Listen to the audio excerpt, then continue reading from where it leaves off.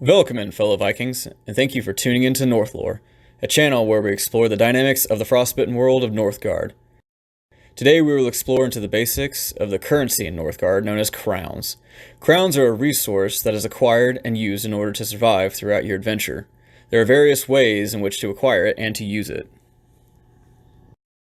To begin, let's discuss how to earn crowns.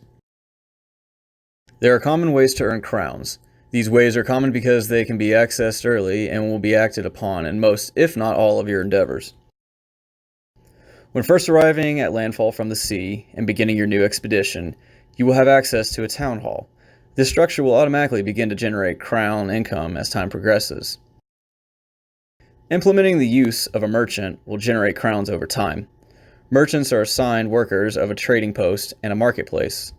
Although the specific operations of the two structures are different, the role of the merchant at both locations is the same when it comes to earning crowns.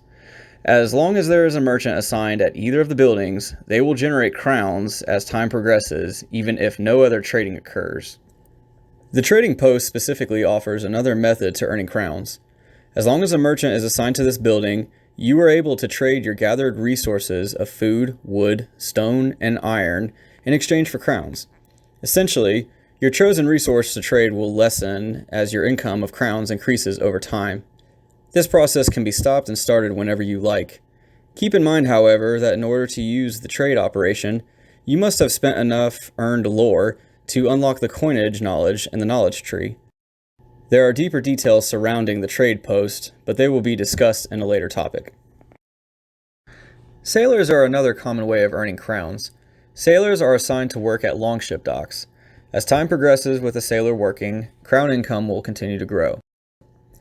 Now that we have spoken about the common ways of earning crowns, let's look at the occasional ways of earning. These ways are considered occasional because they are randomly found and attained while exploring into the unknown areas of Northgard. Due to the randomness of the areas to explore, some adventures may provide more opportunities to gather these sources of crowns, while other times there may be less opportunities presented. Although these sources do not continuously provide a small growing amount of crowns, they do, however, offer a large amount at once, but are only exploitable once per location found. Ruins can be found in a scouted area of Northgard. In order to explore the ruins, the area location must be colonized. A scout must be assigned to the ruins to explore its contents. After enough time, ruins will become explored and provide a large amount of crowns. Shipwrecks can be found on the scouted shoreline area and are similar in nature to ruins. The area location must be colonized, a scout must be assigned to explore it, and a large amount of crowns will be earned once fully examined.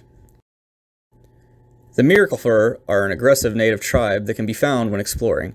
There is an option to trade stone or iron resources with them. However, if you choose to defeat their tribe entirely, you can earn a large amount of crowns. Now that we have discussed the basics of earning crowns, let's look at how it will be used. Similar to common earnings, there are common expenses that are inevitable or will be acted upon in most adventures. Buildings are the first expense you will begin to endure.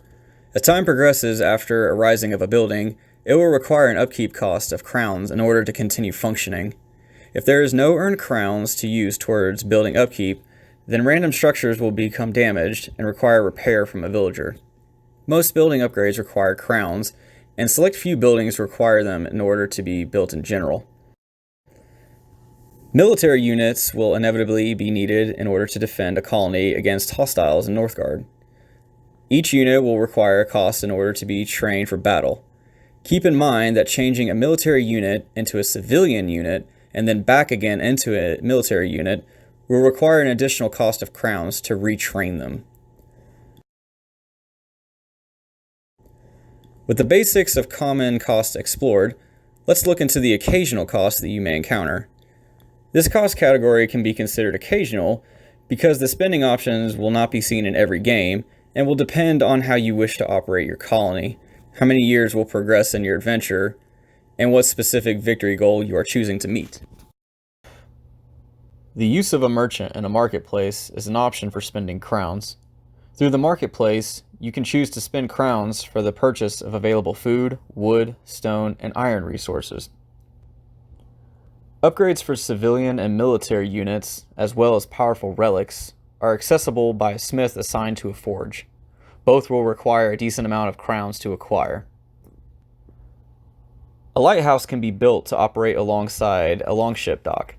Over time, crowns will be paid in order to gain commercial influence through trade routes. This structure is useful for those seeking to achieve the commercial influence victory through trading. Bear in mind, you must have spent earned lore to unlock the shipbuilding knowledge and the knowledge tree in order to build a lighthouse. Well, fellow Vikings, it seems that about covers the basics of how crowns are earned and used throughout your journeys in Northgard. I hope this knowledge has been useful to those who are new to the land. Please feel free to comment about anything that may have been overlooked that may be helpful to a fellow Viking. Until next time, may your swords remain sharp, your people forever prosperous, and your mugs of ale forever filling. Skål!